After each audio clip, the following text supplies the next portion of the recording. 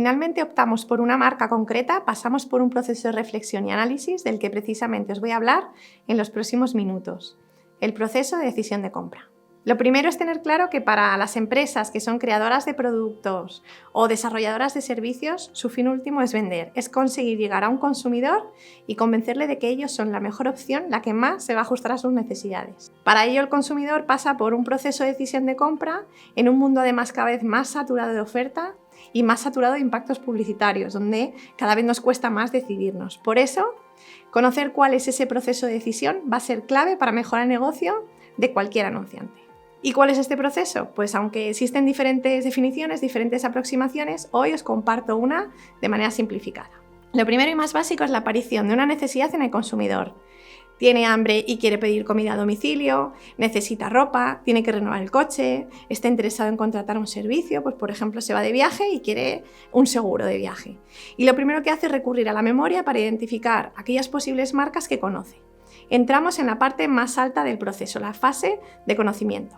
De entre todas las marcas que conoce, hay algunas que cree que podrán satisfacer su necesidad y otras que no, y esas las descarta. Hablamos entonces de la fase de consideración. Incluso podemos hablar de preferencia si además este usuario prioriza algunas marcas sobre otras. Una vez que ha valorado todas sus opciones, tomará una decisión final, llegando así a la fase de compra.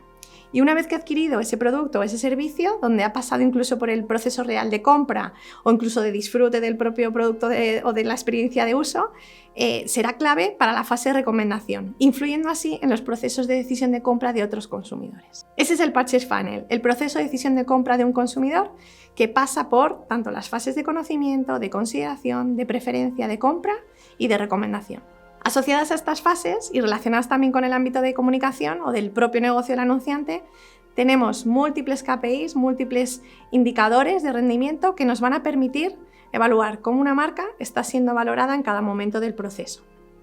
Así podremos hablar de notoriedad de marca, notoriedad publicitaria, de top of mind en la fase primera de conocimiento. Hablaremos también de búsquedas, de tráfico on-site, de llamadas en la de consideración. Hablaremos de altas, de ventas, de coste de captación, de ticket medio, de ARPU en la fase de compra o de NPS, reviews, comentarios compartidos en la de recomendación. En el mercado existen numerosas fuentes para hacer seguimiento de estas métricas. Algunas las tenemos en las agencias, ya sean porque son públicas o son de pago, y otras forman parte incluso de los recursos de los anunciantes que también nos comparten. Existen desde estudios de tracking de salud de marca de Kantar, de Millward Brown, de Ipsos, de GfK, de notoriedad publicitaria como son IOPE o IMOP. Incluso las propias plataformas como Google, desde Trends para las búsquedas o Analytics para entender el tráfico on-site, también nos ayudan. La información de los call centers de un cliente, de proveedores como Nielsen IRI para el análisis de ventas, del market share, la penetración de una marca en la categoría. Algo esencial y clave desde el punto de vista de las agencias de medios es entender también cómo influye precisamente cualquier punto de contacto en todo este proceso de decisión de compra. Cuanto más conozcamos cómo actúan tanto los medios pagados como los propios, los ganados o los compartidos en cada una de estas fases, mejor definiremos nuestras estrategias de comunicación.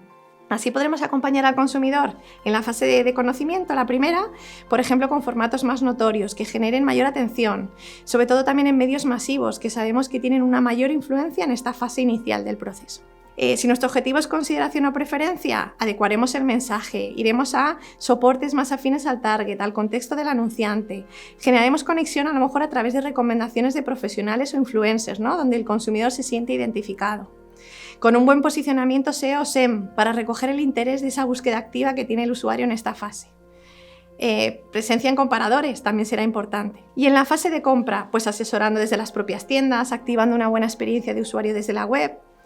Y ya en la última fase, la de recomendación, mailing, programas de fidelización, provocando conversaciones también sobre la marca o el producto en redes sociales o incluso actuando desde el propio CRM del cliente. En definitiva, medir y generar conocimiento sobre el consumidor nos da la capacidad a las agencias y a los anunciantes para tomar decisiones importantes, minimizando el riesgo y eficientando así la generación de negocio y resultados. Muchísimas gracias, espero que os haya gustado este contenido y que os haya resultado interesante esta sesión.